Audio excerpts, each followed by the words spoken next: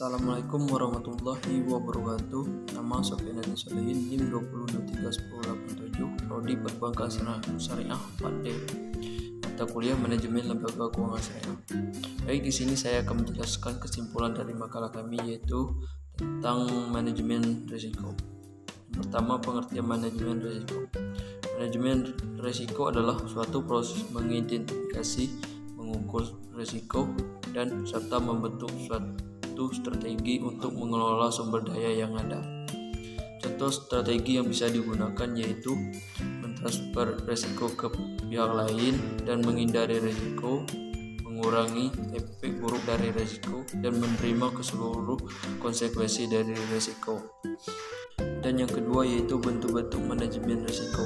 Adapun bentuk-bentuknya terbagi dua, yaitu manajemen risiko internal, manajemen risiko eksternal.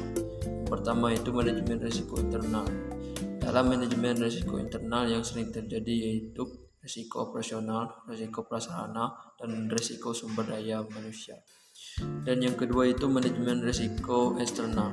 Dalam manajemen risiko internal yang sering terjadi yaitu risiko gagal bayar, risiko bencana, dan risiko politik.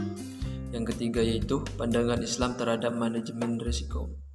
Islam memberi ajaran untuk mengatur posisi risiko sebaik-baiknya, sebagaimana dalam Al-Quran dan Hadis mengajarkan untuk melakukan aktivitas harus dengan adanya perhitungan yang sangat matang dalam menghadapi risiko.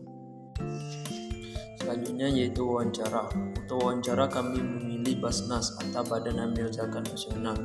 Basnas atau Badan Amil Zakat Nasional merupakan badan resmi dan satu-satunya yang dibentuk oleh pemerintah berdasarkan keputusan Presiden Republik Indonesia nomor 8 tahun 2001 yang memiliki dan fungsi menghimpun dan menyalurkan zakat, infak, dan sedekah atau ZIS pada tingkat nasional. Untuk hasil wawancaranya, dari sistem operasional, pihak Basnas menjalankan kegiatannya dengan menghimpun dan menyalurkan zakat dari masyarakat. Mereka juga melakukan sosialisasi yang biasanya dilakukan hari Jumat. Basnas juga melakukan kerjasama terhadap pihak-pihak lain seperti perangkat-perangkat desa di daerah tersebut.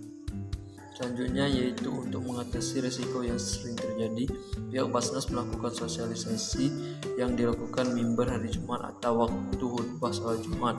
Kemudian melakukan sosialisasi secara langsung oleh lembaga pengelola zakat.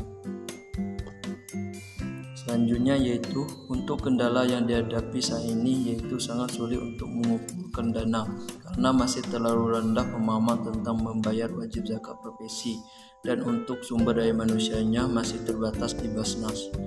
Dan yang terakhir untuk itu, dari pihak Basnas melakukan pelatihan secara khusus atau reguler agar para staf bisa memahami mengenai Basnas secara mendalam.